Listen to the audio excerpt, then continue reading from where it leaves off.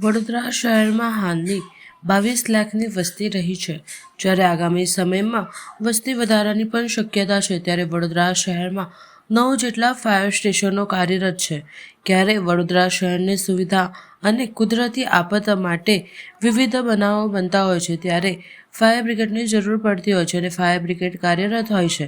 જ્યારે વડોદરા શહેરની સલામતી સુરક્ષા માટે વડોદરા મહાનગરપાલિકા દ્વારા બીજા 8 જેટલા ફાયર સ્ટેશન બનાવવામાં આવશે. જ્યારે વડોદરા મહાનગરપાલિકા સ્ટેન્ડિંગ કમિટી દ્વારા સયાજીપુરા અને મકરપુરા ફાયર સ્ટેશન મંજૂરી આપવામાં આવી છે.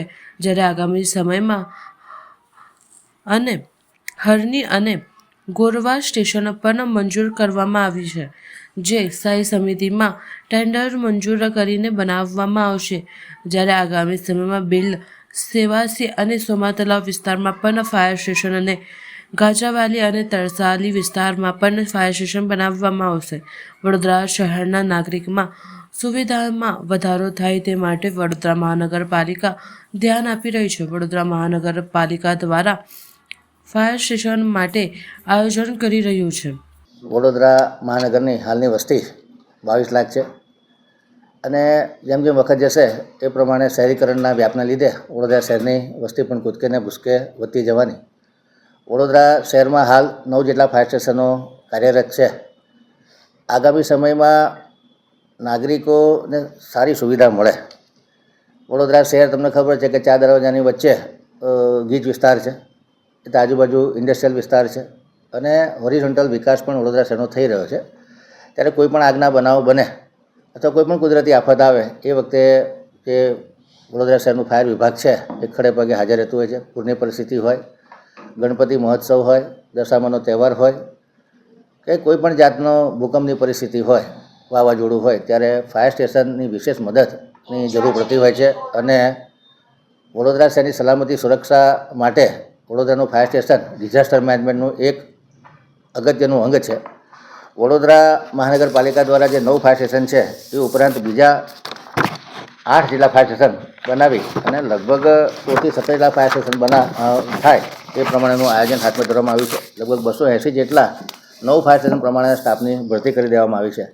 અને આ જે નવીન ફાયર સ્ટેશન બની રહ્યા છે એમાં ઘણા બધા ફાયર સ્ટેશનોમાં સ્ટાફને રહેવા માટેના ક્વાર્ટર અને ફાયર સ્ટેશન બંને કમ્બાઈન રાખવામાં આવે છે, જેથી કરીને જે ફાયરમેન છે એ સ્થળ પર જ હાજર હોય તો ઘરેથી આવું બનાવના સ્થળે જવું, વ્હીકલ લેવું આમાં સમય બગડતો હોય છે. એટલે આપાતકાલીન વ્યવસ્થામાં ખૂબ સરળતા મળે અને જે ફાયરનો સ્ટાફ છે એને પણ સુવિધા મળે, એમનું પણ આર્થિક સામાજિક જીવન ધોરણ સચવાઈ રહે અને ઇમરજન્સીમાં કામ લાગે એ પ્રમાણેનું આયોજન કરવામાં આવે છે.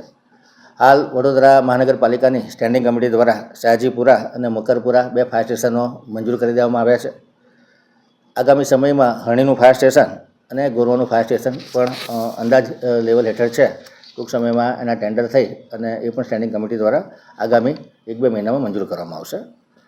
બાકીના જે આગામી આયોજનો છે કે જે આવતા વર્ષે કરવાના છે એમાં બિલ, સેવાસી, પરિવાર, સોમાતલાવ અને તરસાલી અને જે હયાત ફાયર સ્ટેશન છે એમાં ગાજરાવાડી અને વડીવાડી આ 2 જે જૂના જર્જરિત ફાયર સ્ટેશન છે એને રિનોવેટ કરવામાં આવશે. એનું ગેપ એનાલિસિસ કરીને જે કોઈ નવી સુવિધા ઊભી કરવામાં આવશે એ કરવામાં આવશે. એટલે કહી શકાય કે વડોદરા મહાનગરપાલિકા ખૂબ સંવેદનશીલ રીતે, પ્રામાણિક રીતે નાગરિકોની સુવિધામાં વધારો થાય, નાગરિકોની સલામતી સુરક્ષામાં વધારો થાય એ માટે ફાયર સ્ટેશન પર વિશેષ ધ્યાન આપી રહી છે. નવીન ફાયર સ્ટેશનો બની અને 16ની સંખ્યામાં ફાયર સ્ટેશન વડોદરા શહેરમાં કાર્યરત થાય એ પ્રમાણેનું આયોજન કરવામાં આવી રહ્યું છે. અચ્છા, આ ફાયર સ્ટેશન છે એની સાથે ગાડીઓ પણ નવા વ્હીકલ્સ લેવામાં આવશે?